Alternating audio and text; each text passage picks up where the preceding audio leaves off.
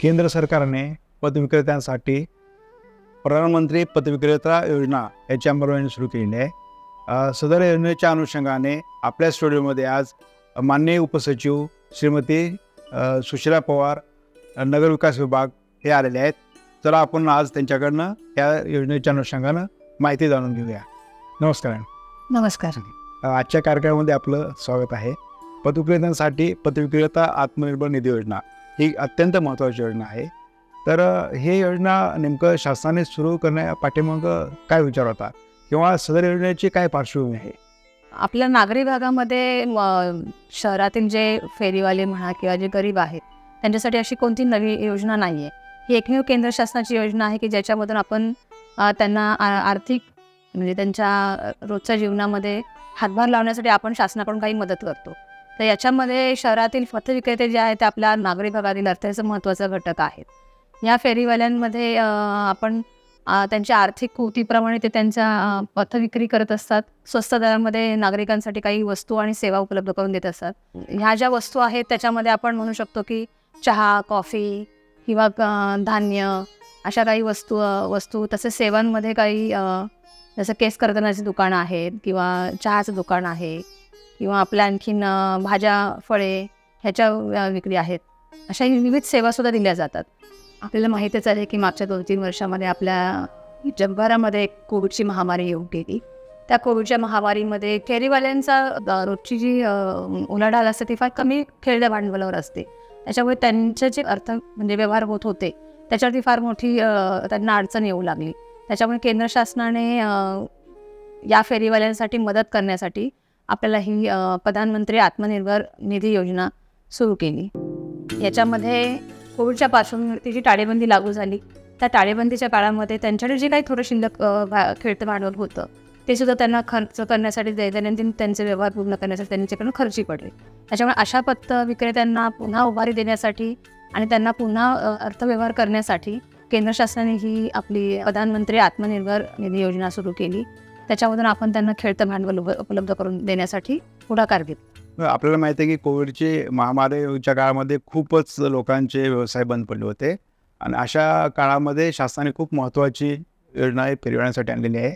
तर हे जे पतविक्रेता आत्मनिर्भर निधी योजना ज्याला आपण PM स्वनिधी म्हणतो, तर ही PM स्वनिधी योजनेचा नेमका उद्देश काय आहे? प्रधानमंत्री पतविक्रेता आत्मनिर्भर निधी योजना ही एक केंद्रपुरस्कृत योजना आहे आणि याच्यामध्ये मूळ उद्दिष्ट असं आहे की याच्यात 3 टप्प्यामध्ये खेळतं भांडवल उपलब्ध करून दिलं जातं। पहिल्या टप्प्यामध्ये 10,000, दुसऱ्या टप्प्यामध्ये 20,000 आणि तिसऱ्या टप्प्यामध्ये 50,000।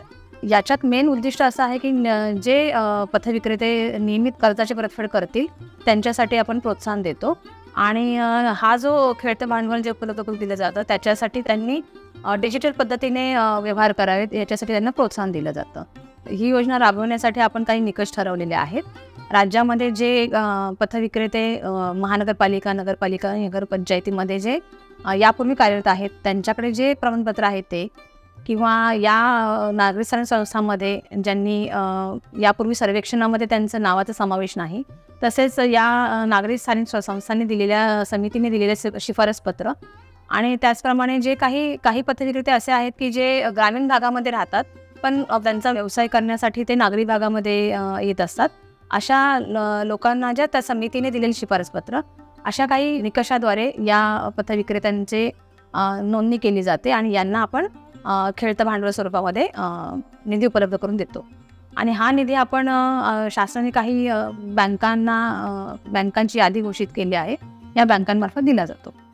मॅडम, जसं आपण सांगितलं की याचे उद्देश पतविक्रेत्यांसाठीच्या भांडवल उपलब्ध करणे आहे, पण ह्या योजनेसाठी जे लाभार्थी आहेत तर त्याचं पात्रता कशी निश्चित होते हे आम्हाला जाणून घ्यायचं आहे। आणि दुसरं आहे की ह्या योजनेअंतर्गत मध्ये कशा पद्धतीचा लाभ ह्या पतविक्रेत्यांना होतो, तर याबद्दलचं थोडक्यात आपल्याला सांगितलं तर ते जेणेकरून पतविक्रेत्यांना लक्षात येईल की कशा पद्धतीने अर्ज करायचा आहे, ह्याचा कुठं कर्ज मिळणार आहे, तर याबाबतचं थोडक्यात माहिती आम्हाला हवी आहे। स्वनिधी आपण या योजनेला थोडक्यामध्ये स्वनिधी म्हणून संबोधू शकतो। तर केंद्र शासनाने या स्वनिधी योजनेसाठी एक पोर्टल विकसित केलेलं आहे आणि या पोर्टलवरती पथविक्रेत्याने जे काही अर्ज करायचे आहेत त्याचा डाटा अपलोड केला जातो आणि त्या पथविक्रेत्याला जी काही त्याने माहिती भरली आहे त्या त्याच्या आधारावरती त्याला LOR दिलं जातं. आणि या LORच्या यापूर्वी कसं होतं की LOR एकदा मंजूर झाल्यानंतर पुन्हा त्याला कर्ज घेताना पुन्हा त्याला अर्ज करावा लागत होता. पण महाराष्ट्र शासनाने यासाठी केंद्र शासनाकडे पाठपुरावा करून 2-2 वेळा पथविक्रेत्यांना अर्ज करण्याची अडचण दूर करून यासाठी एकदाच जर पथविक्रेत्याने अर्ज पोर्टलवरती भरल्यानंतर पुन्हा पहिल्या टप्प्यामध्ये कर्ज प्राप्त करून घेण्यासाठी अर्ज करायची आवश्यकता नाही. आता पोर्टलवरती एकदा माहिती भरली की ती पुन्हा त्याच माहितीच्या आधारे पथविक्रेते कर्ज प्राप्त करून घेऊ शकतात. तसंच हा जो पोर्टलवरती डाटा किंवा माहिती उपलब्ध करून दिलेली असते ती माहिती पथविक्रेते स्वतःही ती बघू शकतो. आणि तसंच राज्य शासनालाही त्या माहितीच्या आधारे आपल्याकडे राज्यामध्ये किती एकूण अर्ज झालेले आहेत, किती अर्जावरती आपण कारवाई करतोय किंवा किती अर्जांना आपण कर्ज मंजूर केलेलं आहे याचाही एकत्रित आपल्याला माहिती उपलब्ध होऊ शकते. प्रत्येक याचा अर्थ आहे की प्रत्येक कर्ज पथविक्रेत्याला स्वतःची माहिती पण त्या ठिकाणी चेक करता येते आणि राज्याचा जो काय स्टेटस आहे तो कधी आणि कुठूनही माहिती बघू शकतो. आणि तोच नाही तर आपण कोणीही बघू शकतो की राज्यामध्ये ह्या योजनेचा लाभ किती जण घेत आहेत किंवा कोण घेत आहे, ह्या सर्व सविस्तर माहिती ती कोणालाही उपलब्ध ओपन फॉर ऑल आहे. बाकी बँकेची पण माहिती त्या ठिकाणी हो उपलब्ध आहे. बँका जसे नॅशनलाइज बँका आहेत किंवा कोऑपरेटिव्ह बँका आहेत, ज्या काही प्रायव्हेट बँका सुद्धा आपण लिस्टेड केले, केंद्र शासनाने लिस्टेड केलेल्या आहेत, या बँकांची सुद्धा यादी आणि त्याचे तपशील पूर्ण त्या पोर्टलवरती उपलब्ध आहे. कोणतीही बँक त्याच्यामध्ये माहिती बघू शकते की आपल्याकडे अर्ज किती लोकांनी केलेले आहेत की आपण कोणाला कर्ज देऊ शकतो, हे सगळं माहिती तिथे पोर्टलवरती बघू शकतात. या योजनेचा लाभ घेण्यासाठी पथविक्रेत्यांना पोर्टलवरती जे काही फॉर्म्स त्यांनी केंद्र शासनाच्या पोर्टलवरती फॉर्म तयार केलेला आहे तो फॉर्म भरावा लागेल. आणि हा अर्ज भरताना त्यांना सर्वप्रथम आधार कार्ड आणि हा आधार कार्डला लिंक असलेल्या मोबाईल नंबरची आवश्यकता आहे. पथविक्रेत्यांनी ज्या अर्जाची माहिती पूर्णपणे भरल्यानंतर आधार कार्ड भरल्यानंतर त्यांच्या मोबाईल नंबरवरती OTP येईल आणि हा OTP त्यांनी पुन्हा अपडेट केल्यावर भरलेला अर्ज संबंधित नागरी स्थानिक संस्थांकडे फॉरवर्ड केला जातो. संबंधित ULBने ती माहिती तपासल्यानंतर त्या पथविक्रेत्याला LOR त्यांना दिला जातो आणि या LORचं मेसेज त्यांच्या मोबाईल नंबरवरती जातो. आणि हा मोबाईल नंबरवर मेसेज आल्यानंतर ज्या अर्जामध्ये त्यांनी ज्या बँकेला प्रिफर केलेला आहे त्या बँकेकडे ते पुढच्या कर्जासाठी जाऊ शकतात. याच पोर्टलवरती बँकेला वेगळ्याने युजर ID दिलेला आहे आणि ह्या बँका त्याच्यामध्ये त्यांच्याकडे जे अर्ज आलेले आहेत त्या अर्जाची छाननी करून त्या अर्जाप्रमाणे जे परिपूर्ण म्हणण्यापेक्षा ज्यांना LOR ULBने दिलेला आहे अशा अर्जधारकांना कर्ज वितरित करण्याची त्यांच्याकडे बांधील आहेत. या योजनेचा लाभ घेण्यासाठी यापूर्वी बँकेकडून सिबिल स्कोअर सुद्धा तपासला जात होता. पण केंद्र शासनाच्या सुधारित गाईडलाईन्सप्रमाणे आता फक्त त्यांचा LOR बघितला जातो आणि सिबिल स्कोअरची याच्यासाठी आवश्यकता नाही. त्याच्यामुळे आता कर्ज वितरित करण्याचा वेग सुद्धा वाढलेला आहे. आपल्या या योजनेसाठी जे पथविक्रेते आहेत त्यांच्यासाठी एक चांगली बातमी अशी आहे की या स्वनिधी योजनेअंतर्गत कर्जाचा लाभ घेणारे जे लाभधारक आहेत यांनी विहित कालमर्यादेत जर कर्जाची परतफेड केली तर शासनाकडून त्यांना 7% व्याज अनुदान दिलं जातं आणि हे व्याज अनुदान त्यांना दर 3 महिने त्यांच्या खात्यामध्ये जमा केलं जातं.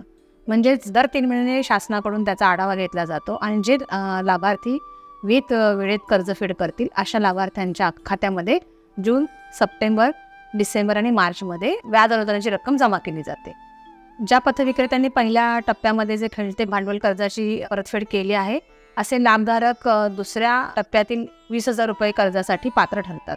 थोडक्यात काय आहे की पहिल्या टप्प्यासाठी पथविक्रेत्यांना फार मोठी प्रोसिजर करावी लागते, जसं पोर्टलवरती त्यांचा डाटा भरणे, त्यांचा अर्ज पूर्ण करणे आणि ह्या सगळ्या गोष्टी झाल्यानंतर मग त्यांना पहिल्या टप्प्यातलं कर्ज मिळतं. पण दुसऱ्या टप्प्यासाठी असं काही करावं लागत नाही.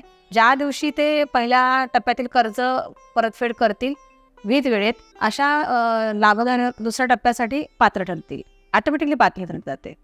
त्याच्यामुळे मला असं वाटतं की आपल्या राज्यातील जास्तीत जास्त पथविक्रेत्यांनी या योजनेचा लाभ घेतला पाहिजे आणि शासनाने याच्यासाठी दुसऱ्या टप्प्यामध्ये 20,000 आणि तिसऱ्या टप्प्यामध्ये 50,000 भांडवल उपलब्ध करून देण्याची योजना सुरू केली आहे.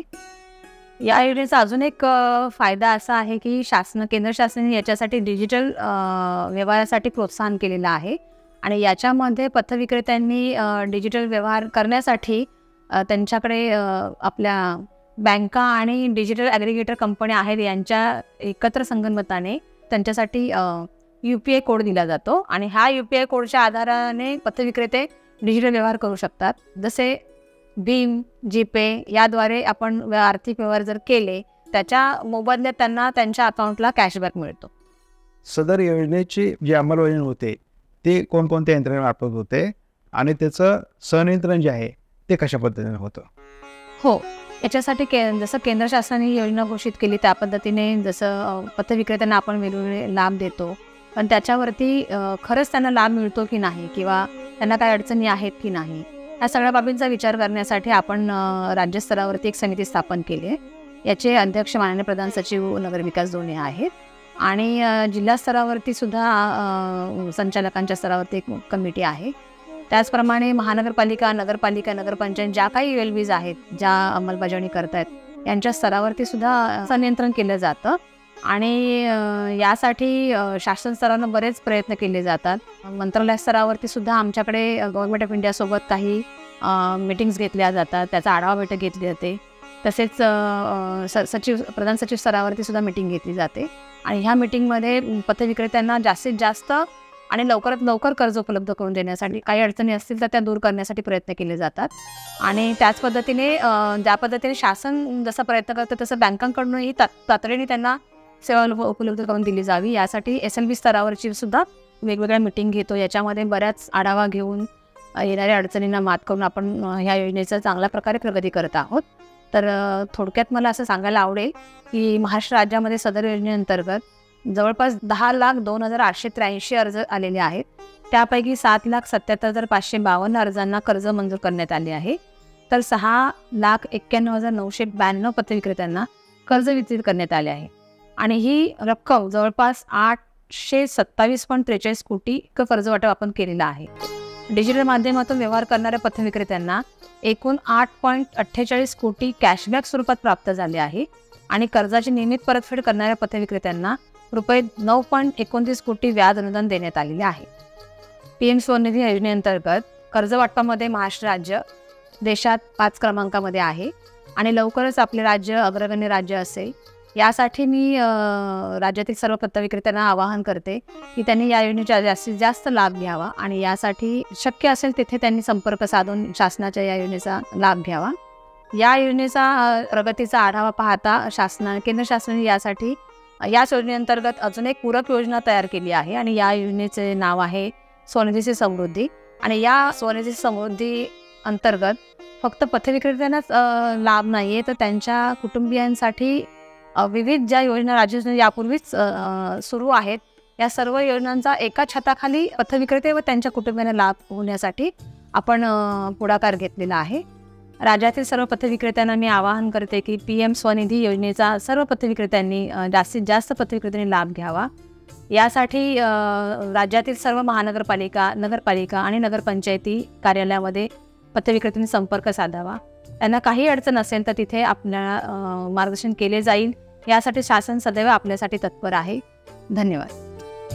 आजच्या कार्यक्रमामध्ये श्रीमती सुशीला पवार, माननीय उपसचिव, नगर विकास विभाग यांनी प्रधानमंत्री पथविक्रेता आत्मनिर्भर निधी या योजनेच्या अनुषंगाने खूप उपयुक्त माहिती दिली आहे.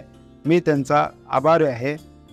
याच मालिकेच्या पुढील भागामध्ये आपण स्वनिधी से समृद्धी या उपक्रमाच्या अनुषंगाने माहिती घेणार आहोत.